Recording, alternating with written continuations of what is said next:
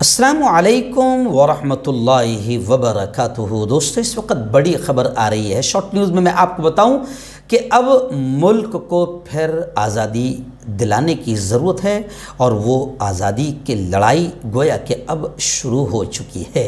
آپ کہیں گے کہ یہ کیا بات کر رہے ہو مفتی صاحب؟ جی ہاں، اس وقت ملک میں جیسے انگریزوں نے قبضہ کیا تھا اور انگریزوں کی ایک گھٹیا اور نیچ حرکت تھی کہ ہندو مسلمانوں کو آپس میں لڑاؤ اور راج کرو، بس انگریزوں والی اسٹائل اختیار کر کے اس وقت ملک میں ہندو مسلمانوں کو لڑوا کر پورے ملک کا ستیہ ناش کر دیا گیا، اور تقریباً 95% میڈیا کو گودی بنا کر، دلال اور چاٹوکار بنا کر ملک کے اصل مدوں سے دھیان ہٹانے میں کامیابی حاصل کی گئی۔ مگر چلیے آئیے، اس وقت خبریں آ رہی ہے کہ بھارت جوڑو یاترا، لوگ کہہ رہے ہیں کہ یہ آزادی کی لڑائی کی طرح ہی ایک لڑائی ہے، جیسے اس وقت آزادی کی لڑائی لڑی گئی تھی اور گورے انگریزوں کے خلاف باقاعدہ ایسے ہی ماحول بنایا گیا تھا۔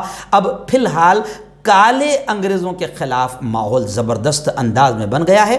کنیا کماری سے کشمیر تک یاترا نکلی ہے، اور اس یاترا کو دیکھ کر لوگ کمنٹس کر رہے ہیں کہ یہ بھارت جوڑو یاترا آزادی کی لڑائی کی طرح ایک لڑائی ہے۔ راہل گاندھی چل پڑے ہیں، اور اب لوگ کہہ رہے ہیں کہ راہل جی چلو بڑھو، دیش تمہارے ساتھ ہے۔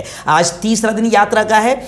پی چدمبرم، بگھیل اور دیگر کئی سینئر رہنما راہل گاندھی کے ساتھ پد یاترا میں نظر آئے ہیں۔ عمران پرتاپ گڑھی ایک مسلم چہرہ، نیا چہرہ، اور ایسے ہی کنہیا کمار یوا چہرہ، اور بھی تمام سینئر لیڈران اس یاترا میں نظر آئے ہیں، اور سب کا یہ ماننا ہے کہ یہ یاترا کنیا کماری سے کشمیر تک چلے گی اور بھارت کو جوڑنے کا کام کرے گی۔ اس لیے آج میں نے بھی اپنے پیپر میں صاف طور سے یہ لکھ دیا کہ جوڑنے والوں آگے بڑھو، توڑنے والے ٹوٹ جائیں گے۔ اس یاترا کو دیکھ کر لوگوں کی روح بھی خوش ہو رہی ہے، اور یقین ایسا ہو رہا ہے کہ انشاءاللہ ہندو مسلمانوں کو لڑانے والے، مسجد و مندر کی گھٹیا اور نیچ راجنیتی کرنے والے، اور ہر وقت ہندو مسلم ہندو مسلم ہندو مسلم کرنے والے، انشاءاللہ یہ ملک کے دشمن ٹوٹ جائیں گے۔ ان کی سازشیں، ان کے پلان، ان کے منصوبے، ان کی اسکیمیں ناکام ہو جائے گی، اور بھارت کو جوڑنے والے انشاءاللہ کامیاب ہوگے۔ ایسا لوگ پورے یقین کے ساتھ کمنٹس بھی کرتے ہوئے نظر آ رہے ہیں۔